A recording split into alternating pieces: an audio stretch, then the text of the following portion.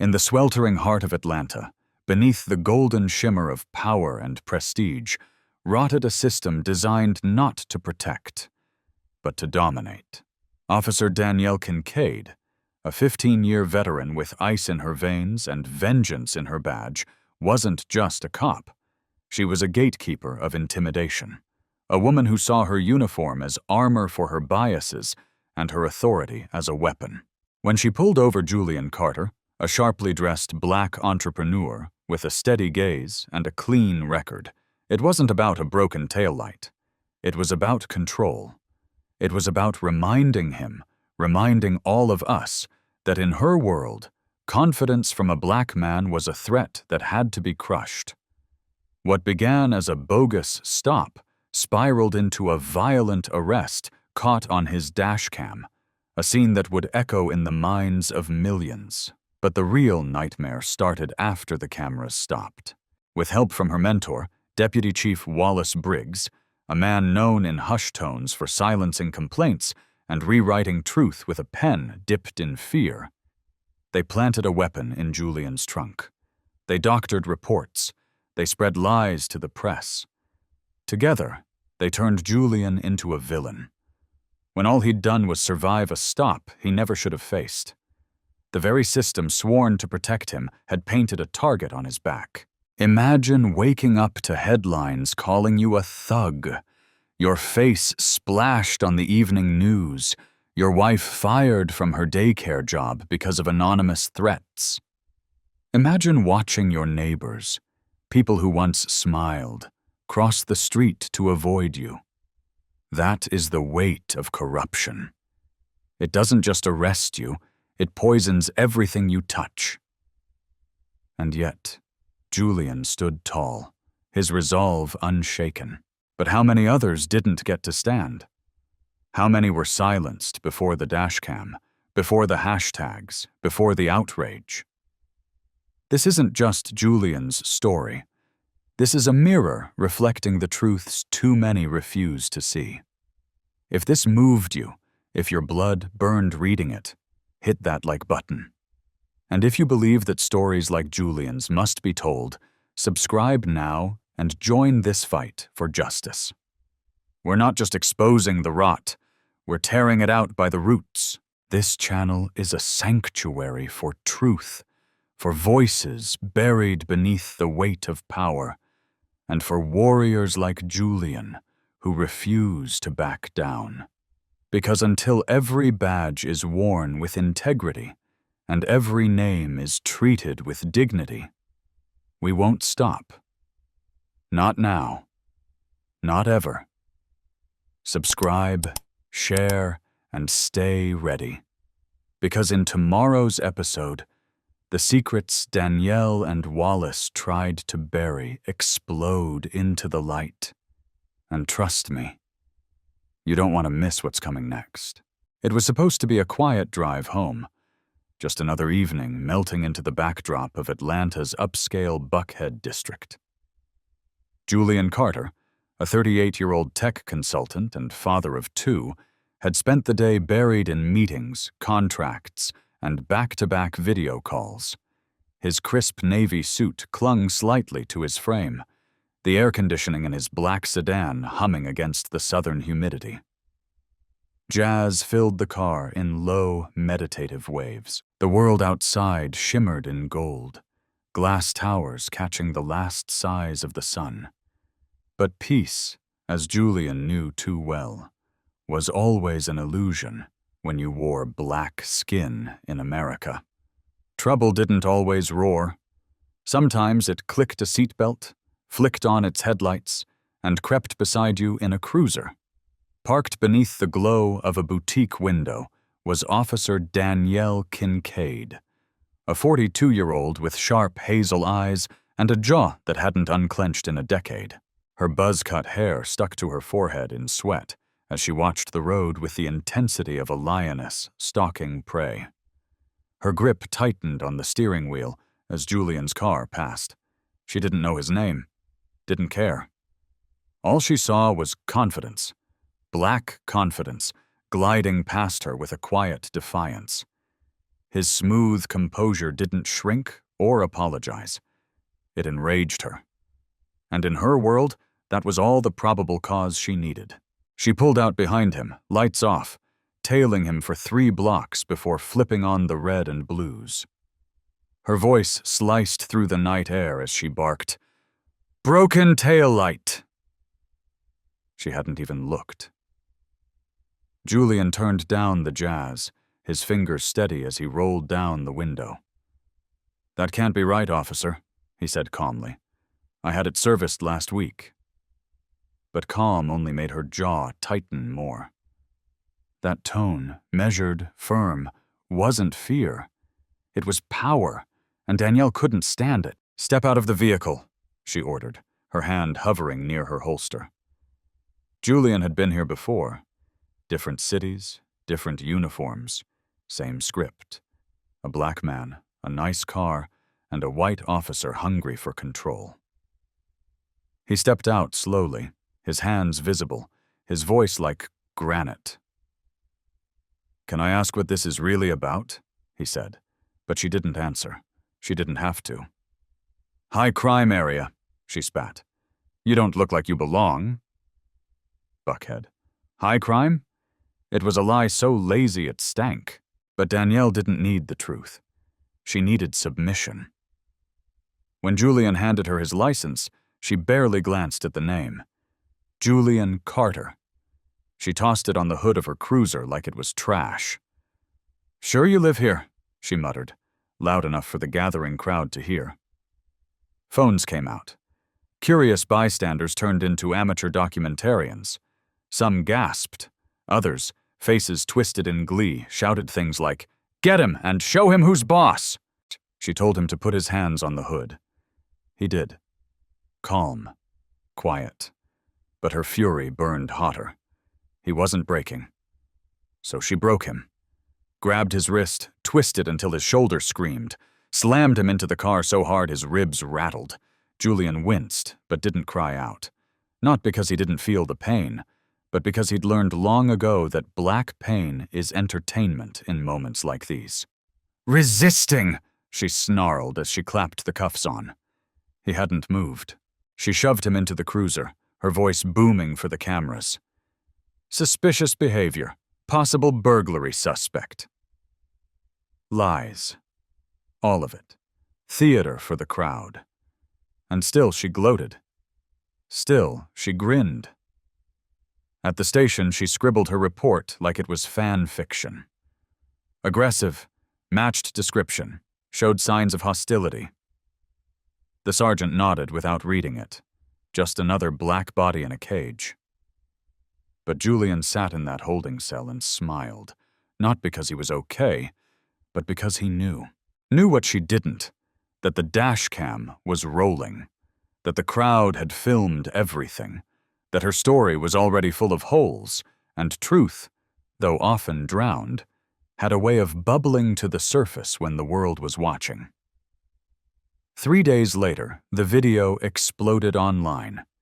50,000 views, then 100,000, then 300,000. Hashtags like justice.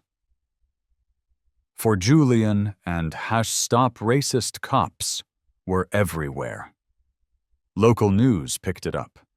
Cable news followed. Protesters gathered outside the station. Officer Danielle Kincaid suspended pending investigation. Julian stood on his porch, bruised but unbroken, watching the city stir. His wife, Naomi, stood beside him, her eyes wet with a cautious hope. "Maybe this changes something," she whispered, and for a moment he believed it. But he didn't know who he was up against, didn't know the depth of rot in the system. Danielle wasn't alone. Deputy Chief Wallace Briggs, her mentor and protector, made a call. Within hours, a new plan was in motion. That night, under cover of darkness, Danielle snuck into Julian's driveway and planted a stolen Glock in the trunk of his car. An anonymous tip followed. Julian Carter, armed and dangerous. By sunrise, the raid began. Sirens, Guns. SWAT. Julian in cuffs again. Same bruises. Same shame. Only this time, they had a gun. And the narrative. Local stations ran with it. Viral victim now suspect in illegal weapons case. The comments changed, from sympathy to suspicion. I knew he was shady. Cops don't lie for no reason. His employer pulled back. Donations dried up. Protesters vanished. Even truth has an expiration date in a society built on suspicion. And that was just the beginning. Briggs funneled fake reports to reporters, forged Julian's criminal record, and weaponized public perception. A rally Julian organized turned violent, not by his doing, but through a planned attack by a hired thug named Reggie. 3 were injured. Blame landed squarely on Julian. Inciting a riot, they said. Agitator, criminal, thug. Then came the bomb. At a peaceful courthouse rally, a homemade explosive tore through the crowd. 3 dead, dozens injured. Julian's fingerprints weren't on it. His voice on the mic had pleaded for peace. But it didn't matter. The blast had a body count, and that was all they needed. Manslaughter, they charged him. Bail denied. Orange jumpsuit. Headlines smeared across the screen. From hero to handcuffs. His wife's job lost. Their home vandalized. His name, once a rallying cry, now a warning. And yet, he held on. He fought in court. Witnesses wavered. A young cop, Jamal Tate, tried to help, bringing forth a secret recording of Briggs bragging about framing Julian. But the moment Danielle got wind of it, she blackmailed him with a buried drug test. Jamal folded on the stand, claimed Julian had bribed him. The jury stared at Julian like he was poison. The confession tape was tossed. Unverified. Hearsay. His last defense burned to ash. The trial dragged on, a circus of manipulated evidence and manufactured outrage. Danielle even faked stalking photos, painting Julian as unstable and violent. And when the verdict came, guilty of assault and manslaughter, his world collapsed. 10 years in prison. 10 years for surviving a stop. For not bowing. For breathing. But just when all hope seemed lost, the twist, as the guards came to take Julian to processing, Judge Clarence Tate burst into the holding room. A clerk had slipped him a sealed file. Inside, a badge, DOJ letterhead. A truth even Julian hadn't been ready to speak. I'm not just a man. I'm Special Agent Julian Carter, FBI, undercover for 3 years, tasked with exposing deep-rooted police corruption. Every stop, every blow, every lie was recorded. The room exploded. Danielle's face drained white. Wallace Briggs choked on his breath. The entire courtroom turned on its axis. The judge dismissed all charges, unsealed the file, and ordered the immediate arrest of both Danielle and Briggs. Their crimes, weapon planting, perjury, conspiracy, laid bare. Julian had never been the hunted. He'd been the hunter. The sting was complete. But the cost? 3 lives lost at the rally. Months in a cell. His wife's trauma. His children's fear. Julian had played the long game and won, but the wounds remained. Still, his eyes burned not with pain, but with purpose. Because this isn't the end. This is the beginning. If this story has shaken you, if it made your pulse quicken, your jaw clench, your heart race, you need to hear how it ends. There's more, bigger names, deeper ties, corruption that spreads beyond the precinct, into the courts, into City Hall, into the very foundation of how justice is served in this country. So don't walk away now. Don't let this be another headline you scroll past. Hit that like button, subscribe to this channel, turn on notifications. Because in the next chapter, the system Julian exposed isn't going quietly, and the war for truth is far from over. And if you believe, really believe, that no one should be jailed for the color of their skin, if you believe that lies must be burned away by the heat of truth, then stand with us. Share this. Comment below. Let the world know Julian Carter isn't alone. The tide of public opinion is a ruthless ocean, calm one day, deadly the next. Julian Carter knew that better than anyone. One moment, he was a respected entrepreneur, a father of two, and a loving husband. The next, he was smeared across headlines as a menace, a criminal, a threat to peace. But the truth, the raw, bloodied truth, was that Julian was a victim of a machine far bigger than him. A machine designed to silence, to control, to erase. At the center of that machine was Deputy Chief Wallace Briggs, a man with a politician's smile and a warlord's heart, and his protege, Officer Danielle Kincaid, whose badge glinted like a dagger each time she stepped into the light. Together, they didn't just abuse their power.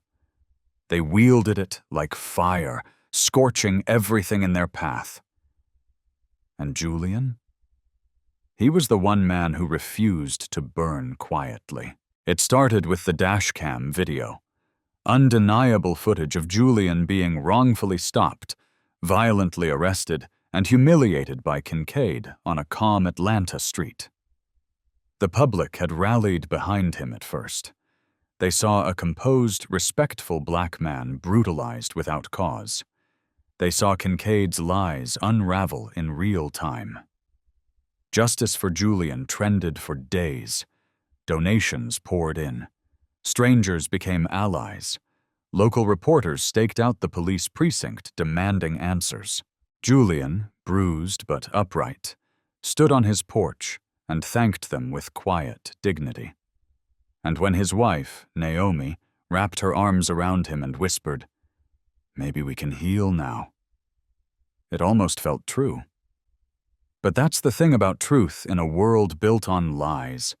It doesn't last long unless someone protects it. And Wallace Briggs had no intention of letting truth win. He'd built his career on controlling the narrative. He knew how to bend the media, plant stories, create evidence that fit the picture he needed the public to see. So when Julian's video threatened to tear down that wall, Briggs acted swiftly. He forged a criminal record for Julian, a fake rap sheet riddled with drug charges, theft, assault, none of it real. He called in favors with local journalists, and they ran with it. No questions, no fact-checking. Just headlines, new details emerge in Julian Carter case. Subtext? He's not innocent. He never was. Julian watched his name rot in real time. His inbox, once filled with messages of support, turned acidic. "Knew you were dirty. Bet the video was edited. You people always play the victim." It wasn't just trolls. His own neighbors, who had dropped off casseroles after the first arrest, now crossed the street with narrowed eyes. Naomi's daycare job? Gone. Threats poured in. "We don't want our kids near a criminal's wife." The owner, shaking, handed Naomi her final check and an apology that tasted like poison. Julian's daughters, 7 and 10, came home crying from school after a classmate showed them the news story on a tablet and laughed. "Your dad's going to jail," they said. "Again." Julian tried to shield his family, boarded up the broken window after a brick shattered it in the night, took down the protest signs on their porch, pulled his girls from school for a few days, hoping the noise would die down. But it didn't. The lie had grown legs. A false narrative was running at full speed, and no matter how loud Julian screamed the truth, no one was listening. His body was healing from Kincaid's attack, but his soul was fracturing. And then came the second blow. Late one night, 2 officers arrived with a warrant. "Anonymous tip," they said. "Illegal firearm in your vehicle." Julian's sedan was still in the driveway, untouched since the first arrest. He hadn't dared to move it, not since the community turned. The officers opened the trunk, and there it was. A Glock, black and gleaming beneath the spare tire. "That's not mine," Julian said instantly, his voice cracking under the weight of disbelief. "I don't own a gun. I've never—" But it didn't matter. They already had him in cuffs. The story broke by morning. Julian Carter, community activist, arrested on weapons charges. And this time, the support didn't just shrink. It evaporated. The donations stopped. The lawyer he'd retained warned him the case was getting complicated. "I believe you," she said. "But this system? It believes in evidence, and right now they've planted plenty." The judge denied bail. Julian was back in a cell, the orange jumpsuit scraping against the rawness of his skin. Alone. Forgotten. The city had turned the page. Meanwhile, Kincaid and Briggs watched from a distance. Kincaid paced her living room, her hands shaking with fury, not because she felt guilty, but because Julian had almost ruined her. That video had come too close to exposing her. Briggs promised her it would all blow over. "We control the lens," he said. "He doesn't get to write the ending." Together, they tightened the noose. The next assault came in whispers, that Julian had incited violence, that he was linked to known gang members, that the rally he organized downtown, meant to protest his arrest, had ended in chaos. A bomb detonated near the crowd. 3 dead, 30 injured. The footage was shaky, confused. No one knew who did it, but Briggs made sure the story landed with precision. Julian Carter, known agitator, may have triggered violence at rally. Julian couldn't breathe. The explosion had devastated him. He knew those families, had hugged some of those people before he spoke that day. He remembered the little girl in the front row with her homemade sign, "We believe Julian." And now she was gone. A shrapnel wound to the chest. 9 years old. He wept for her, for the others, for himself. He begged to speak to the press, to explain that he had nothing to do with the bomb, that he'd preached peace. But no one gave him the mic. Not anymore. And still, he didn't break. Even when the district attorney tacked on a manslaughter charge, even when Naomi received a funeral invitation meant for their daughter, meant as a threat, even when a group of vigilantes jumped him in a parking lot, breaking 2 of his ribs.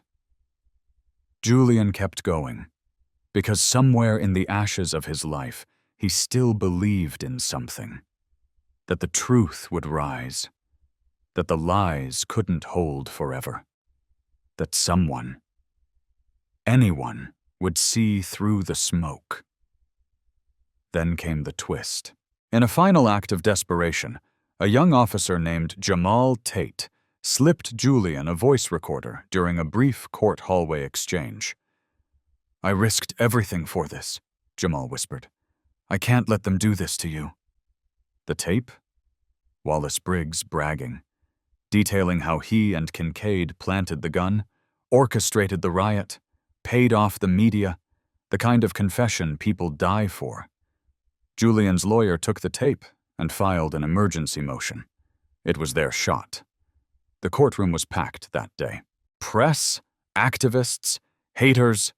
Naomi sat in the front row, clutching Julian's hand like a lifeline. The judge pressed play. Briggs' gravelly voice filled the room. "Carter, He's done. Kincaid dropped the Glock herself. That rally? My guy Reggie stirred the pot. Made it look like chaos. The news'll handle the rest. It was damning. Unmistakable. The judge leaned back, stunned. The jury whispered. Julian could feel it. The shift, the weight lifting. Wait. For the first time in months, he let himself breathe. But the system doesn't fall easily. That night, the tape mysteriously disappeared from evidence. The original was burned, a technicality. The backup labeled inadmissible. The judge reversed course, bail revoked, charges reinstated. Naomi sobbed outside the courthouse, and Julian sat once again in his cell, the darkness now deeper than before. Because what do you do when the truth isn't enough? You keep fighting. Julian went public. A podcast interview with a local journalist blew up. He told everything. The stops, the lies, the bomb, the confession. Donations returned. National media picked it up. The senator tweeted. DOJ stepped in. Kincaid was suspended. Briggs started sweating. Still, they tried to stop him.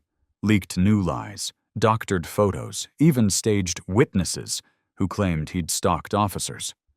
But the cracks were too deep now. The people were listening. And then, boom. Julian dropped the final card. I'm not just a man trying to survive, he said in a press conference outside the courthouse.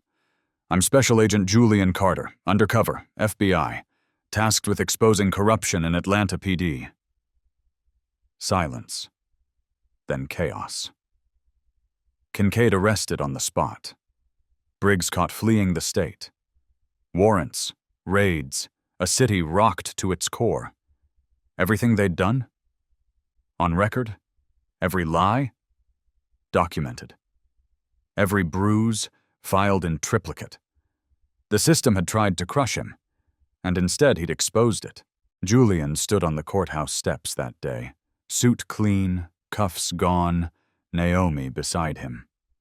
I didn't ask for this fight, he said, but I won't stop now.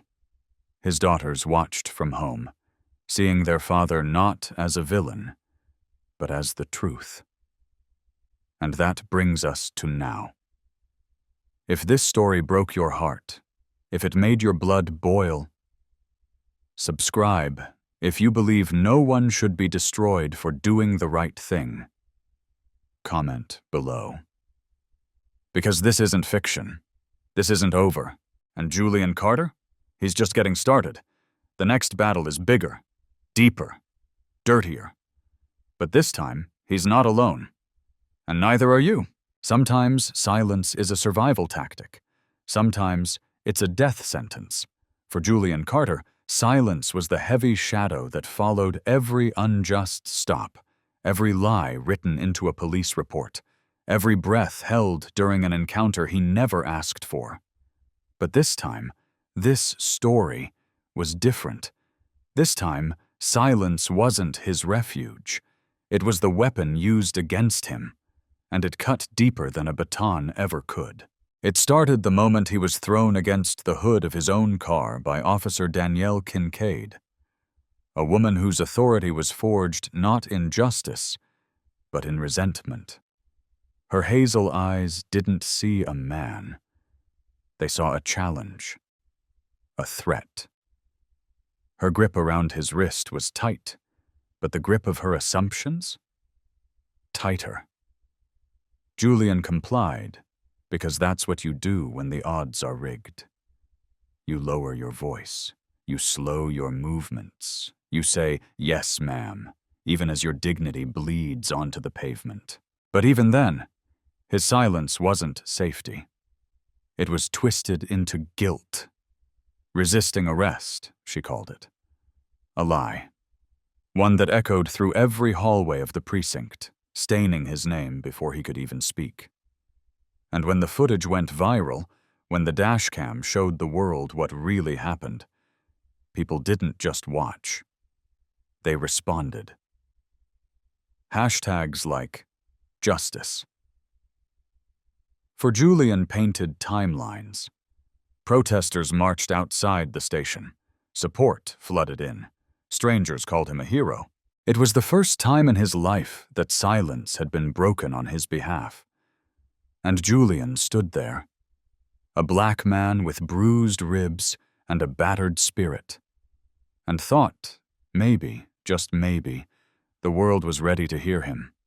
But he didn't see the warning signs, how quickly cheers could become whispers, how easily doubt could be seeded, especially when those with power had everything to lose. Because while Julian was trying to heal, trying to shield his wife Naomi and their daughters from the storm outside, Danielle Kincaid and her mentor, Deputy Chief Wallace Briggs, were plotting in the dark. They weren't just afraid of being exposed. They were afraid of what would happen if silence didn't win. So, they retaliated the way the system always does when it's threatened. With fear, with force, and with fabrication.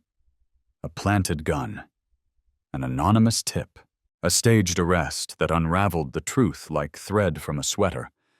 And suddenly, Julian wasn't a survivor anymore. He was a suspect. Again. This time, the support didn't come as loud. The hashtags slowed. Donations dried up. The media that once called him brave now asked, "Is there more to this story?" Neighbors who once offered casseroles now avoided eye contact. Naomi lost her job at the daycare. "Bad optics," her boss said. Their girls came home crying. "My friend's dad said you're a criminal," the youngest whispered. And Julian sat on the edge of the bed, silent. Not because he didn't have words, but because he knew no one was listening anymore. Not the justice system, not the city, not even the community that had once rallied behind him. The cost of silence wasn't just his reputation. It was his life unraveling, thread by thread. But the cruelest silence of all came from those who knew the truth and said nothing. Officer Jamal Tate, a young cop who'd seen the file being altered, who'd heard Briggs brag about setting Julian up. He wanted to speak. His hands trembled when he shook Julian's. "I know what they're doing is wrong," he whispered. "I've got something." And for a moment, Julian's hope flickered. Maybe silence was cracking. Maybe someone inside the system was ready to break ranks. Tate handed over a voice recorder, Briggs's voice, unmistakable. "Carter, he's done. Kincaid dropped the Glock. That rally? We lit the fuse. He takes the fall." Proof. The kind of proof that could shatter a career, or end a life. But fear is louder than justice, and fear turned Jamal's courage into a liability. Kincaid found out. Briggs blackmailed him with a buried academy drug test. "Flip," she hissed, "or rot." And Jamal folded. On the stand, he turned against Julian. "He bribed me," he said, "made me fake the tape." And just like that, silence didn't just return. It roared. The jury looked at Julian like he was poison. The media ran wild. Hero turns hustler. Fabricated evidence in police conspiracy? He wasn't just losing the trial. He was losing the war. The war against invisibility. The war against apathy. Against silence. Naomi watched from the gallery, her hands white-knuckled around the arms of her seat. Her bandaged forehead from the brick thrown through their window throbbed with rage. She knew the truth. She'd watched her husband crawl out of bed every morning with hope clenched between his teeth, just trying to protect their daughters from the darkness outside. But the silence was louder now. It surrounded them, choked them. Justice Rising, the activist group that once rallied outside their home, had gone quiet. Donors pulled out. "Too risky," they said. Even Julian's pastor, the man who baptized him, stopped returning his calls. "We're praying for you, brother," the last text read. It felt like a eulogy. And yet, he endured. Not because he was a martyr, but because he had no choice. Because silence, for all its power, doesn't erase truth. It only buries it. Julian clung to that belief even as the courthouse gavel slammed down. Guilty. 10 years. Manslaughter. Assault on a peace officer. His knees buckled. Naomi's scream echoed. And still, Julian stood. Cuffed, but proud. Because he knew, deep in his marrow, that truth couldn't stay buried forever. And he was right. Just before they hauled him away, a young court clerk, Delaney, slipped a sealed file to Judge Clarence Tate. Her hands trembled. She'd seen the real logs, heard whispers in the basement about evidence tampering, knew the system was cracking, and when Tate read the file, when his face went ghost white, Julian saw something shift. The judge ordered him held, not shipped, not sentenced, held.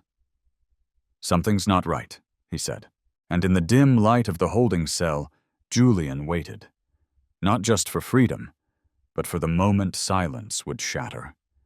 And then, it did. Judge Tate burst into the holding room, flanked by U.S. Marshals. "Agent Carter," he said, his voice shaking. "Is it true?" Julian nodded, calmly. "Special Agent Julian Carter, FBI Anti-Corruption Task Force. I've been undercover for 3 years." The guards froze.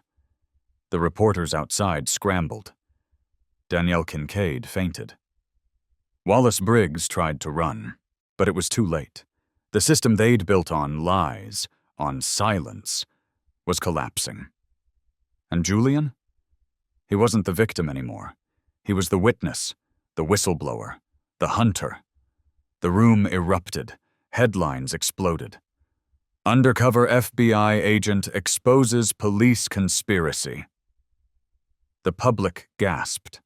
Support returned. Donations soared.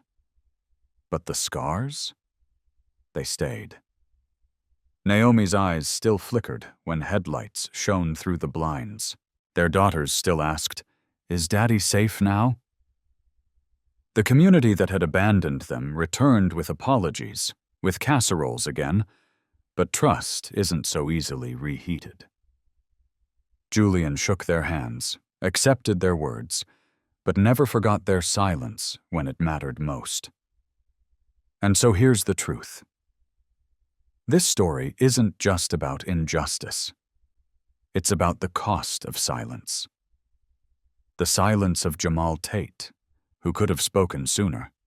The silence of neighbors who turned away, of pastors who prayed instead of protested, of donors who disappeared. The silence that almost buried a man alive. Julian Carter's fight wasn't just against corruption. It was against the apathy that lets it fester. So if you're reading this, don't be silent now.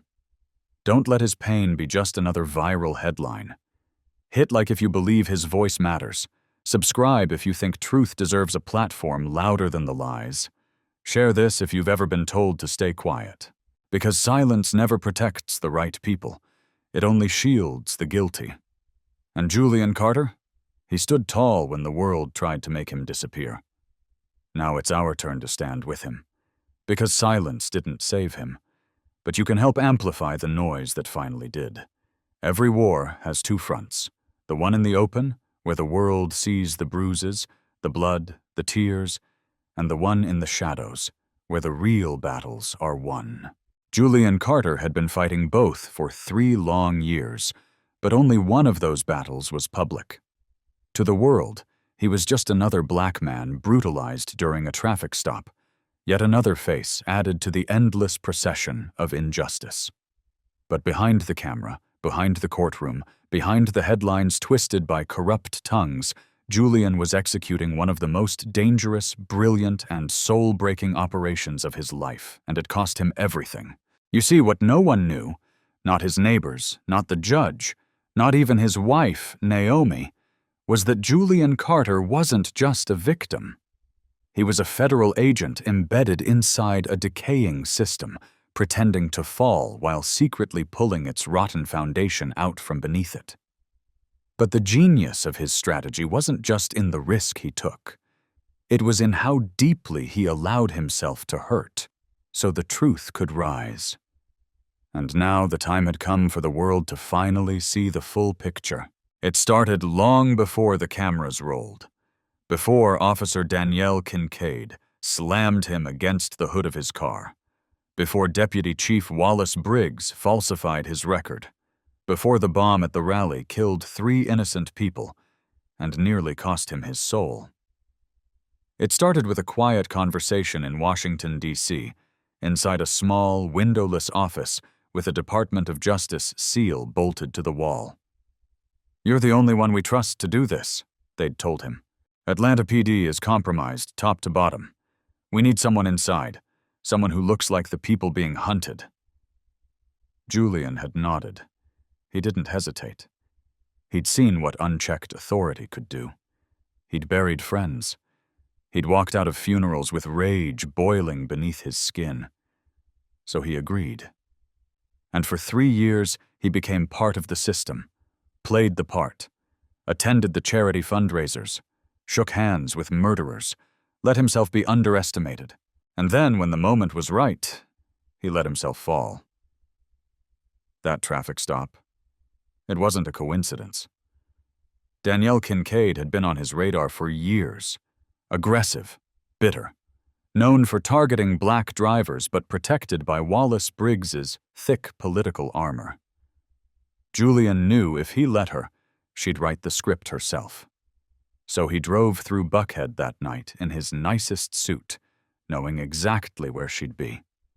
The dash cam was armed, the trunk was empty, and when she yanked him out of the car, slammed him, cuffed him, he let her. Because some lies need to be seen to be believed. But no one, not even Julian, could have predicted how far they'd go. When Briggs planted the gun in his trunk and called it evidence, Julian felt the weight of the play shift. When Jamal Tate, the rookie officer, nearly cracked under pressure and flipped on the stand, Julian's heart broke. Not for himself, but for the kid who'd believed in the badge and had it used as a leash. And when Naomi lost her job, when their daughters cried over broken windows and whispered death threats slipped into their mailbox, Julian questioned everything. Was it worth it? The strategy, the mission, the mask. He hadn't just sacrificed safety, he'd sacrificed trust. Naomi didn't know. She thought her husband was being destroyed in front of her eyes, that every arrest, every headline, every beating was real. She held him when he cried at night, tears he never used to shed. "We'll get through this," she'd whisper, thinking he was hanging on by a thread, not knowing that every day he got closer to bringing down the men who had haunted their city for decades. Julian wanted to tell her, but he couldn't. Not yet. Because if anyone found out, even a hint, they'd bury him for real. So he stayed silent, let them smear him, let them fabricate a rap sheet so detailed it made him sick. Let them call him a thug, a terrorist, a liar. Let Wallace Briggs feed those lies to the news. Let Danielle Kincaid toast to his downfall in dim-lit dive bars. Because every time they spoke, they told on themselves. Every smug text, every recorded phone call, every whispered threat. Julian was collecting all of it, filing it away in encrypted drives, backing it up in secure servers, keeping tabs on every step. And then they went too far. They bombed the rally, killed a child. Julian had organized that rally to restore peace, not ignite war. He'd spoken into the mic about hope, about truth, about justice, and they turned it into a massacre. And as blood pooled on the courthouse steps, the media spun it. Carter incites violence. The public recoiled. Donations froze. Justice Rising disappeared. Naomi broke. "Why is this happening to us?" she cried, her voice hollowed out by grief. And Julian, who was so close to exposing everything, felt the weight of it almost crush him. But even in that darkness, he didn't break character. Even in a holding cell, wrongly charged with manslaughter, he kept playing the part. Because he knew what was coming. The file had been sent. The confession from Briggs. The voice of Danielle admitting the gun was planted. The paper trail leading to the bomb. The fake tip line. The burner phones. The bank payments to Reggie, the thug who lit the fuse. It was all there. And as the trial reached its climax, Julian braced for the moment he'd waited 3 years for. And it nearly didn't happen. The evidence? Burned. The original tape? Destroyed in an accidental evidence locker fire. Briggs made his move early, trying to erase the chessboard before Julian could say checkmate. And for a moment, Julian thought he'd lost. Judge Tate sentenced him. 10 years. Naomi collapsed in sobs. The crowd jeered. And Julian was cuffed, walking toward what looked like the end. But then, a twist in the shadows. A clerk, a file, a final move. "Hold him," Judge Tate said. The next morning, the truth came out like thunder. Julian Carter wasn't a criminal. He was an FBI agent. The courtroom erupted. Kincaid turned ghost white. Briggs tried to flee. Naomi clutched her chest. "What?" she whispered. Julian looked at her, his eyes glistening with a love too long restrained, and said, "I had to." The next week was chaos. Federal arrests, DOJ raids, news outlets reversed course. FBI sting uncovers Atlanta PD corruption. Danielle Kincaid? Behind bars. Wallace Briggs?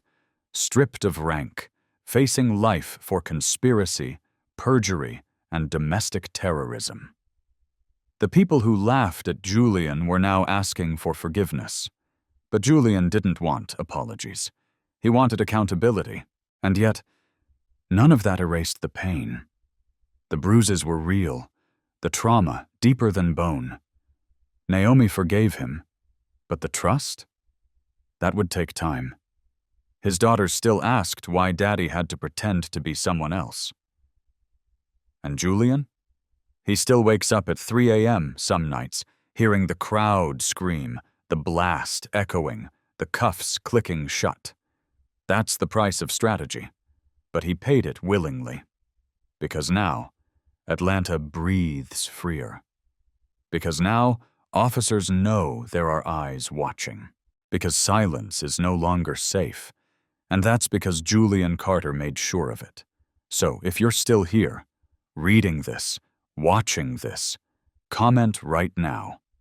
Drop A if you believe Julian's courage mattered.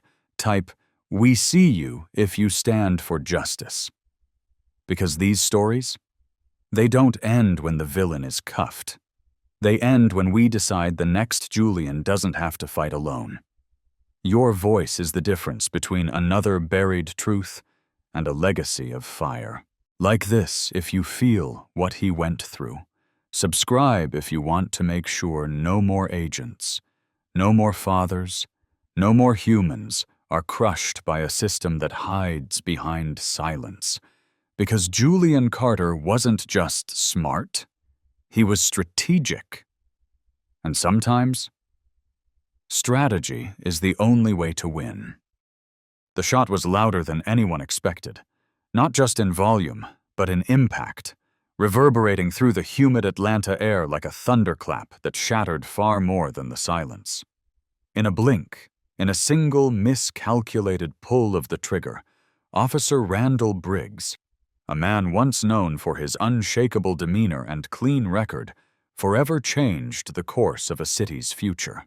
And in that same instant, Layla Eaton, 19 years old, full of brilliance and boundless potential, daughter of Atlanta's mayor, fell to the ground, her blood soaking the pavement outside the corner store she had entered just minutes before to grab a bottle of iced tea. She hadn't been armed. She hadn't been a threat. Her only crime had been existing in a hoodie, in her own neighborhood, at the wrong time, in the wrong skin. And now she was gone. Just like that. The echo of the bullet still hanging in the air while her mother's name, Mayor Cynthia Eaton, was still being shouted in political campaign ads about reform and progress and bridging the gap. But there was no bridge wide enough to carry a mother's grief. No reform deep enough to rewind time. Layla was gone. And Officer Briggs just stood there, stunned, his gun trembling in his hand, the horror beginning to bloom behind his eyes far too late. People screamed. Phones came out. Someone shouted, "She's the mayor's daughter!" But that didn't matter. Not to the blood.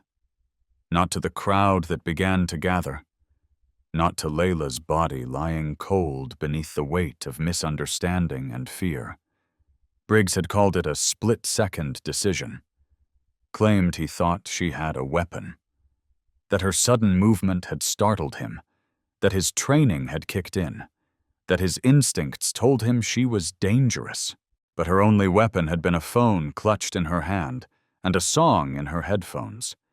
She hadn't even heard the officer approaching. And within an hour, the city knew. Knew that the system had failed again. Knew that even the daughter of power and privilege wasn't immune. That blackness in America, even blackness draped in legacy, was still suspect, still hunted, still vulnerable. Briggs was placed on administrative leave pending investigation. His face appeared on every screen, his badge suspended but not revoked. Meanwhile, Layla's smile lit up memorials, her photos plastered across social media with the hashtag #SayHerName. Layla, climbing into national trends. Candlelight vigils bloomed on sidewalks where she once walked. Teens wept beside murals of her face, painted in bold color across brick walls. Layla had dreams. NYU in the fall, a law degree in her future, and a fire in her heart to fight the very injustice that ended her life. And yet, even in death, she was made to stand trial. Commentators asked what she was doing in that part of town, questioned why she wore a hoodie, speculated on gang activity, dug up old tweets like they were admissible evidence, because that's what happens when you're black and slain by the state. The world scrapes your humanity apart to see if you deserved it. But Mayor Eaton didn't go silent. The day after burying her only daughter in a casket that felt too small for her brilliance, she stood on the steps of City Hall and said, "I am not just the mayor. I am a mother, and this city will either reckon with what killed my daughter or burn with the rage of those who loved her."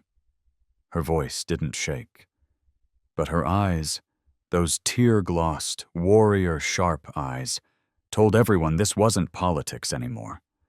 This was personal. This was pain with a microphone, and it cut deeper than any speech Atlanta had heard in decades.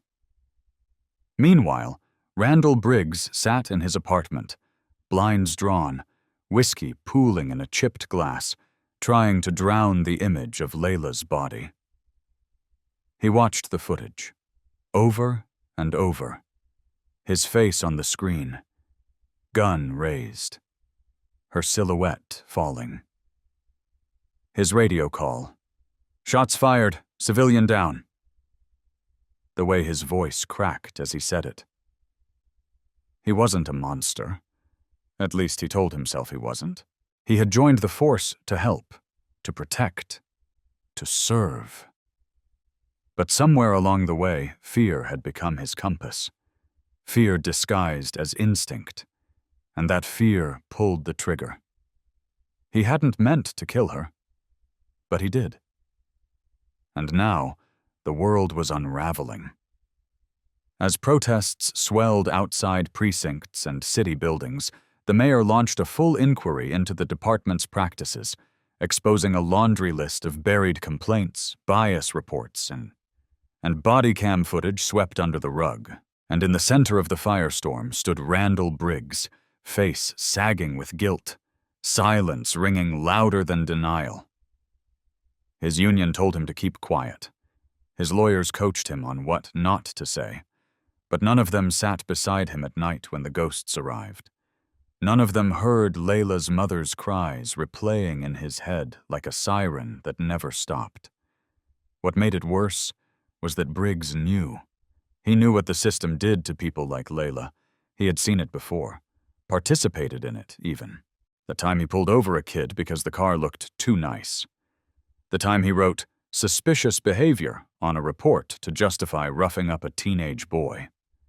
The time he stood silent when another officer used slurs.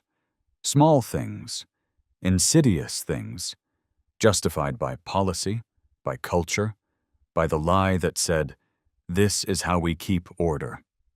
He had swallowed that lie. But now, the cost of it stared back at him from every candlelit photo of a girl who would never go to law school, never fall in love, never live beyond a moment frozen by a bullet. And still, the system fought to protect him. The district attorney delayed the decision to charge. "Ongoing investigation," they said. "Complicated case." But it wasn't complicated. It was clear. Layla Eaton was unarmed, and she was dead, and the officer who killed her was sitting at home. The city held its breath, simmering. And then, something shifted. Randall Briggs did something unthinkable. He spoke. He called a press conference. No lawyers, no union reps, just him and a microphone. The room packed, cameras rolling, crowds watching from their phones, waiting for another lie. But what they got was a man breaking open. "I was wrong," he said. "I was afraid. I made a decision that ended a life, and I don't deserve forgiveness. I don't expect it. But I need to say her name, Layla Eaton. I killed her, and I will carry that for the rest of my life." There was silence, thick, unyielding, but it wasn't the silence of complicity. It was the silence of reckoning. Briggs turned himself in, voluntarily. He submitted to charges the DA hadn't even filed yet, pleaded guilty to manslaughter. And when reporters asked why, he didn't dodge. "Because I watched the system twist itself to protect me, and it made me sick." That act, that confession, didn't undo the death, didn't restore Layla's laughter to her mother's ears, but it cracked something open. For the first time, someone inside the machine said, "This is broken." And the city listened. Mayor Eaton used the momentum. Reforms passed. Body cam policies changed. A civilian oversight board was formed. But she knew it wasn't enough. Not until every officer understood that silence is complicity, that fear isn't a license to kill, that Layla's death was more than a tragedy. It was a mirror, and we all had to look. Randall Briggs now sits in a prison cell. No special treatment, no soft landings. But every day he writes letters. To Layla's family, to young cadets at the academy, to lawmakers. Not to excuse, but to confront. To explain how it happens. How racism doesn't just wear hoods, it wears uniforms, smiles, and policies. How he let it guide his hand. And how he will never, ever ask to be forgiven for what it stole. So now the question isn't whether justice was served. It's what we do with the ashes. Because Layla's life mattered. Because a badge doesn't absolve guilt. Because reckoning isn't a courtroom, it's a decision. A daily one. One we make by listening, by acting, by refusing to turn away. So if you're still here, if your chest tightened reading this, if your throat caught, if your soul ached, comment below. Write "Justice for Layla" in her name. Let her voice live, even if the world tried to silence it. The truth didn't come softly. It came screaming, splintering everything in its path. Julian Carter never asked to be a hero. He never wanted a legacy carved from loss. He only wanted to get home that night, the radio humming low, the scent of Naomi's cornbread waiting for him in the kitchen. But the system had other plans. The same system that saw his brown skin as a threat, his calm voice as defiance, and his dignity as resistance. It wasn't just one crooked cop or one bad apple. It was a rotted orchard. And by the time Julian realized how deep the decay ran, he was already bleeding from wounds the world refused to see. What began as a routine traffic stop, his taillight supposedly broken, though he'd had the car serviced days before, was only the opening act in a nightmare disguised as law. Officer Danielle Kincaid didn't stop him for a light. She stopped him because he didn't bow, because his confidence wasn't wrapped in shame, because she needed to remind someone, anyone, that power could still bark and bite. So she yanked him from his car, twisted his wrist, slammed his face onto the hood, and said the words that would change everything. Resisting arrest. But Julian didn't resist. Not then. Not when the cuffs cut into his wrists. Not when she shoved him into the back of her cruiser. Not even when the crowd started filming, some cheering, others murmuring, all of them watching with wide, unblinking eyes. He didn't resist, because he knew the game. He'd learned it at 16, when a different cop held a gun to his temple for looking suspicious. He knew that silence, that stillness, was sometimes the only shield you had. But this time, that shield cracked. Because when the video of his arrest went viral, when the truth of Danielle's aggression was laid bare, the world responded. Justice for Julian. Hashtags, headlines, donors, protesters, strangers hugging his wife outside their home. For a moment, Julian dared to believe in change, dared to hope that the system might bend. That truth still had teeth. But hope is fragile in a rigged game. And the people who run the board don't play fair. Deputy Chief Wallace Briggs watched the video from his office, his jaw tight, his finger tapping the screen. Danielle had gone too far. But he couldn't let Julian win. Not now, not after everything they'd buried. So he called in favors, fabricated a rap sheet, planted a stolen Glock in Julian's trunk, made an anonymous tip. By morning, Julian was back in cuffs. Only this time they called him armed and dangerous. The media flipped. New developments, they said. Maybe he's not the man we thought. Donations stopped. Neighbors turned away. Naomi lost her job after a flood of threats to the daycare. Their daughters, 7 and 10, were pulled from school after classmates whispered that their father was a killer.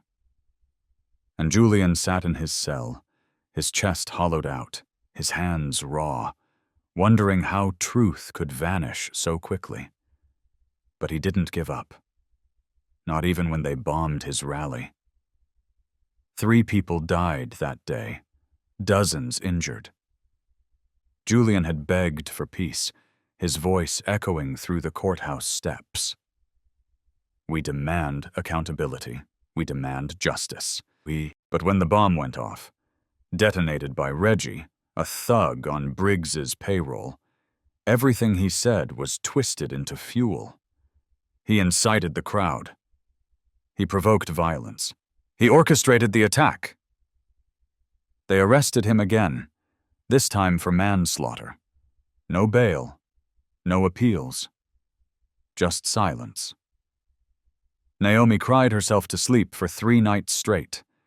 Their youngest daughter drew pictures of her father behind bars. Julian sat in his cell, the memory of the explosion clawing at his mind, wondering how a plea for peace became a funeral procession, how standing up became a sin. And then, just as the world forgot him, a crack in the wall. A young officer named Jamal Tate handed him a recorder during a late-night court transfer. Whispered, "I believe you."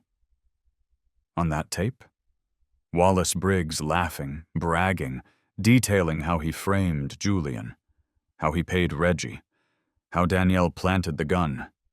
It was everything, a weapon, a lifeline. Julian's lawyer, Tanya Brooks, took it straight to the judge. Emergency motion. Hearing scheduled. The city held its breath. The courtroom buzzed. Julian, still in orange, still cuffed, stood tall as the tape played. "This guy's done. The Glock was ours. That rally? Chaos was the point. Makes it easier to shut him down." Briggs's voice, undeniable. The gallery erupted. The judge leaned back. "Release him. Effective immediately." Naomi wept. The girls clung to his waist. Reporters shouted questions. Julian didn't answer. He just looked at the sky, breathing air that didn't reek of fear for the first time in weeks. He thought it was over. But the game wasn't done. Briggs burned the original tape. Without the original, the copy was inadmissible. The charges returned. Bail revoked.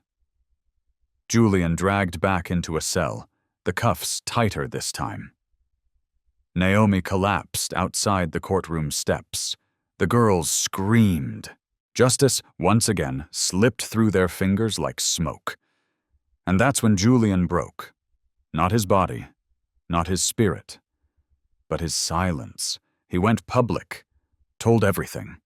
The fake records, the planted gun, the bombing, the forged evidence, the destroyed tape, the betrayal, the tears, the pain. He told it all on a podcast that reached over 300,000 people in 2 days. The nation listened. The Department of Justice listened. A senator tweeted, "Donations returned. Support surged." Naomi smiled for the first time in weeks. And Julian, finally, felt like the tide was shifting. That truth, however battered, still had breath. Until the mob came. Biker gangs, white supremacists, armed with bats and knives, whipped into a frenzy by flyers Briggs had printed. Julian Carter, armed, dangerous, terrorist. They found him leaving a meeting with his lawyer, cornered him in an alley, beat him within an inch of his life, torched his car, left him bleeding in the dark. The cops arrested him for disturbing the peace, provoked the attack, they said. Naomi screamed. Tanya threatened legal war, but the judge didn't listen. Back to jail. Ribs cracked, face bruised, hope fading, and still, Julian held on. He knew the next move, the final one. He waited. Let the court reconvene. Let the prosecution press with their manufactured evidence. And then, he stood. "I am Special Agent Julian Carter, FBI, tasked with dismantling corruption inside Atlanta PD. Everything you've seen? Everything I endured? It was the plan." The room exploded. Naomi gasped. Danielle Kincaid collapsed. Wallace Briggs fled the courthouse. But it was over. Julian had won. The DOJ swarmed, arrests made, evidence unsealed, years of corruption exposed. Headlines screamed, "FBI agent infiltrates Atlanta police." Briggs? life sentence. Kincaid, stripped of badge and freedom. Julian, free, respected, a hero. But that's not the story. The story is the pain, the lies, the silence, the moments he almost quit, the nights Naomi held him, the way the girls never stopped believing. The world tried to crush him. But Julian Carter stood. The courtroom was quiet now. The chaos had ended. The battles had been fought. Some lost, some barely survived. And the storm that once seemed endless had finally broken into light. Julian Carter stood on the courthouse steps, no longer shackled, no longer smeared by the weight of false charges or buried beneath lies crafted by those sworn to protect. This time, the cameras didn't look at him like a suspect. This time, the world saw him for what he was: a survivor, a fighter, a man who had faced every weapon of a broken system and outlasted it. The air in Atlanta was thick with humidity and memory. The scent of burnt paper still lingered from the evidence room fire, but it no longer had the power to scorch him. The crowd gathered below him, holding signs not of protest, but of celebration. Children perched on shoulders, elders with tears glistening in their eyes, young activists clutching each other with smiles that trembled. Julian had given them more than a victory. He had given them proof that the truth could rise even when drowned in fire. The mayor was there. So was the senator. So were the mothers of the dead from the rally bombing, standing in solidarity. Even Naomi, his wife, once shattered by betrayal, by silence, by fear, stood tall beside him, her arm laced through his. Her eyes had cried 1,000 tears over the past few months, but today they were dry, sharp with pride. Their daughters clung to her dress, grinning, waving to the cameras, no longer hiding from the world's gaze. Julian had shielded them through darkness, and now they bathed in his light. He cleared his throat. The mic cracked. Then, silence. "I was never supposed to be a hero," Julian said, voice low but sure. "I was supposed to die quietly, forgotten like so many others who never got to tell their side of the story. They planted lies. They framed me. They put a bomb in the middle of a peaceful protest and blamed it on me. They tried to bury me under charges that would have taken 10 years of my life. But what they didn't know was that I was watching, recording, planning, every step." A murmur moved through the crowd, like wind against stone. Cameras rolled. The world leaned in. "I was an undercover agent for the FBI, but I was also a black man, a father, a husband. I felt every bruise, every betrayal, every insult hurled at my family, and even though I wore a badge under my skin, they didn't care. Because systems like this one don't stop at your title. They stop only when you make them." A cheer rose. Naomi's grip on his hand tightened. "They tried to silence me, burn the evidence, use the media to turn the world against me. They even sent mobs after me. People tried to kill me for a crime I never committed.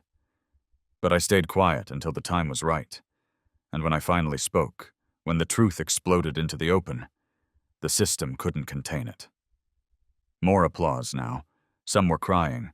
Some were clapping with fists in the air. "Danielle Kincaid, the officer who started this. She's behind bars. Wallace Briggs, the puppet master. They gave him life. But this story, this victory, it's not just about them. It's about everyone who's ever been stopped without cause. Everyone who's ever lost a job, or a child, or a dream because someone in power said, 'You don't belong here.' It's for the protesters who never came home. The activists who died without seeing justice. It's for the names we carry on signs but never see in headlines. Julian looked out at the crowd. His eyes found a boy in the front row. 12, maybe. Holding a sign that read, "I want to be like Julian Carter." That almost broke him. He continued, voice cracking now. "You don't have to be an agent to fight injustice. You just have to pay attention. Speak up when it's uncomfortable. Don't scroll past the pain of others. Don't let the next lie live because you stayed silent. The biggest lesson I learned is this. Strategy can protect you, but truth will set you free. And the truth? It needs allies, not someday, not when it's safe, now." The crowd erupted. Julian stepped back, letting the roar wash over him. But inside, he was still. Still that man who had once cried alone in a cold holding cell. Still the father who pressed his forehead to the jail glass while his daughters sobbed. Still the husband who whispered promises into Naomi's trembling hands.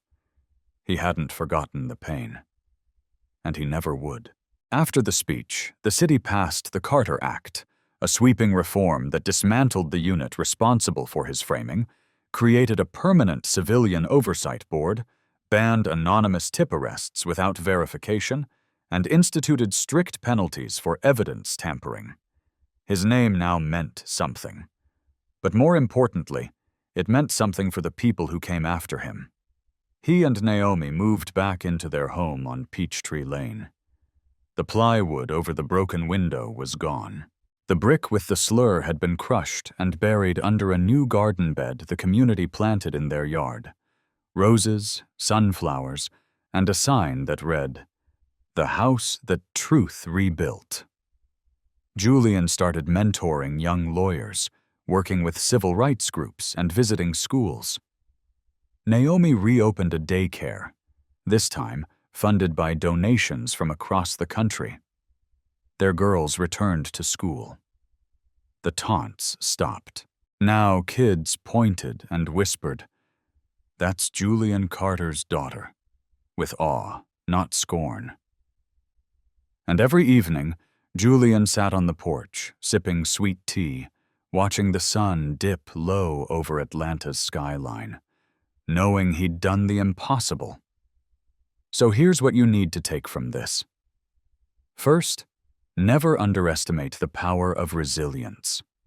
You might not wear a badge, or stand behind a mic, or have a camera to record your pain, but your story matters, your voice matters, and when used strategically, it can tear down empires built on lies.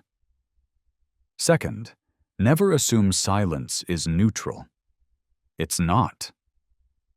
Silence lets injustice breathe. Every time you look away, every time you say, "That's not my fight," you're letting someone like Julian Carter fall alone. Don't just watch the fire, be the water. Third, forgiveness is not the same as forgetting. Julian forgave to move forward, but he never forgot. He never let the pain define him, but he honored it. Pain can teach. Let it. Learn from it. And last, when you fight back, do it with your head and your heart. Julian didn't just swing wildly. He waited. He calculated. He exposed the entire rot with precision.